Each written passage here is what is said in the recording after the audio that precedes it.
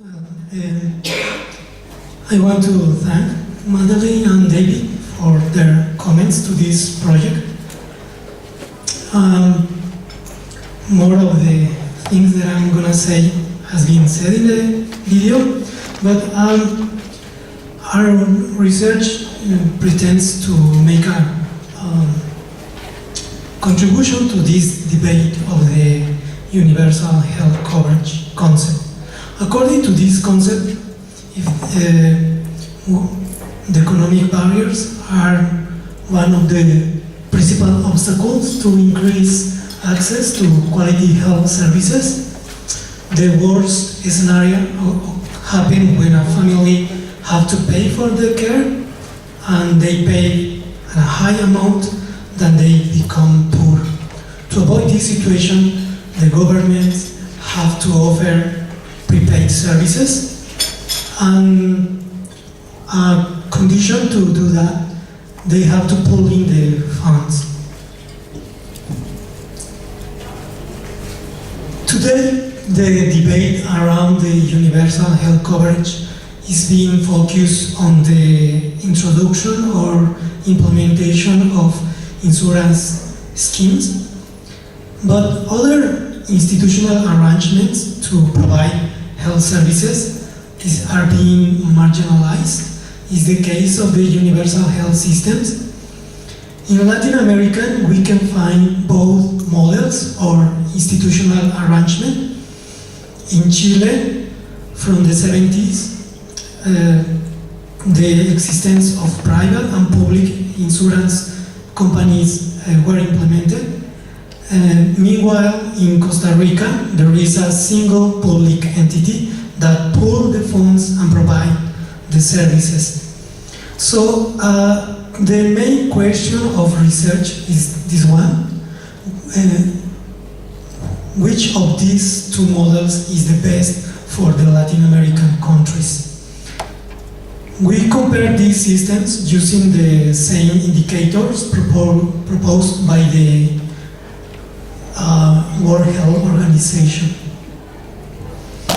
In Chile, the public insurance institution is called FONASA, and you can see that it covered around 3/4 of the population, and the private insurance companies are called ISAPRES, and they cover almost 1/5 of the population. In the case of Costa Rica, the unique institution is the Caja Costarricense de Seguro Social, Social Security Fund, and this institution covers almost everybody in Costa Rica. As many countries in Latin America involve health systems, many reforms has been implemented in the last 20 years. In the case of Chile, to avoid some abusive practices from the private companies, they established a new law in 2005. In this law, every company should offer a minimum health care plan for the most common diseases. We can start with the comparison of the two systems. Both models have factors that can increase or decrease the efficiency. In the case of the insurance schemes, theoretically, the existence of competition among providers and companies can increase the efficiency and the quality of the services. However, there are another factors that can reduce the efficiency. In the case of the universal health systems, the main factor that can increase the efficiency is the economy of the scale. However, there are no incentives to increase their productivity. To assess the performance of the health systems, we have to assess the gains of health, respect the resources that are spent. In this graph, you can see the infant mortality. It's a good indicator of the health of population. And you can see that in Costa Rica and Chile, they have the lowest mortality in the Latin American countries. However, when we see the resources spent, a big difference is evident because in Costa Rica, spend 2/3 of the resources than in Chile. Why the Chilean system is more expensive? One reason is that the private insurance company spend more money in activities that are not related with care, like marketing or premium collection or claims processing.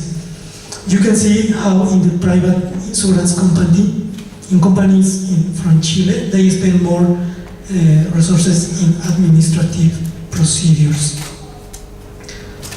Another source of inefficiency in the Chilean system is that the health providers use with more frequent irrational or medically unjustified procedures. And cesarean is a good example. In the private hospital, from Chile is more frequent this procedure and is less frequent in Costa Rican public hospitals. And what about the economic barriers? Again, for the low-income households, if they have to pay for the services, it's less probable that they use it.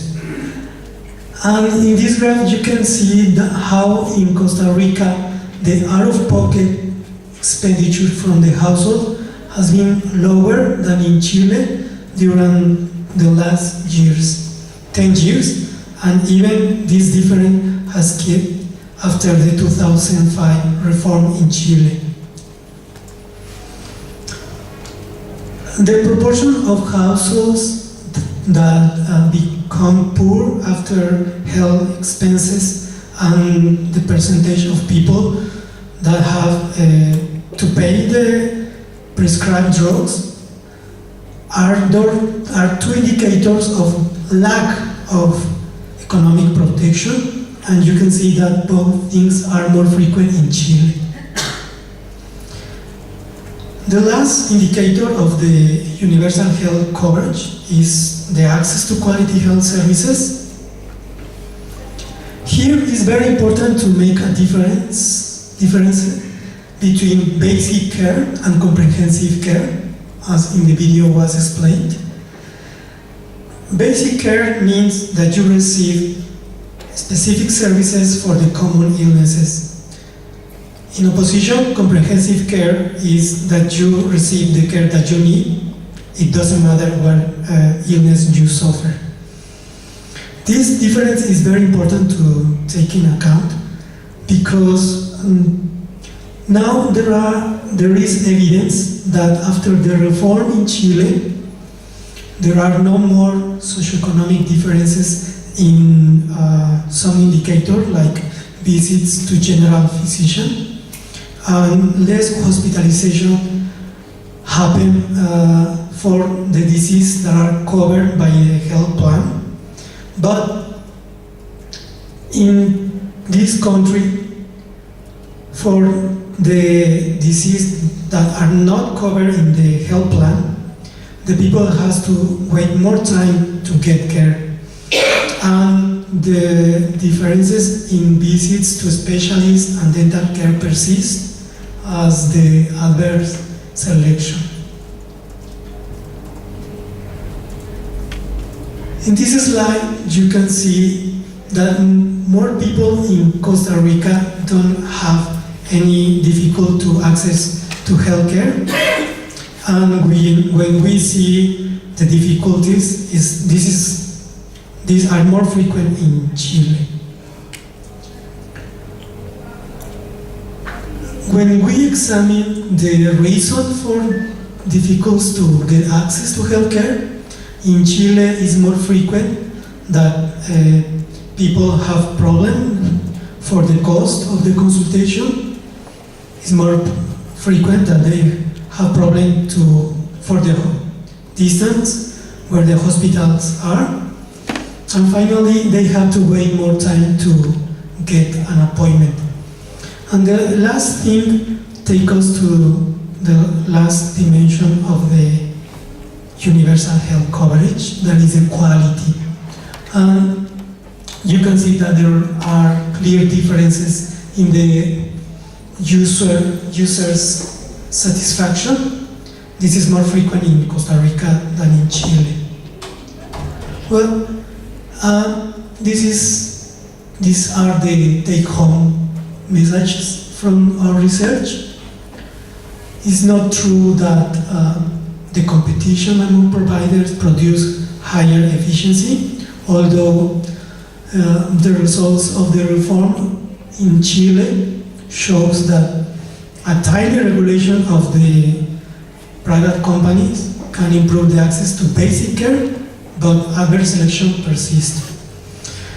We think that for medium and low-income countries, the universal health systems, where a single public entity exists, is a better option because it is associated with higher efficiency, economic protection for low-income households, access to comprehensive health care, and higher perceived quality. Thank you.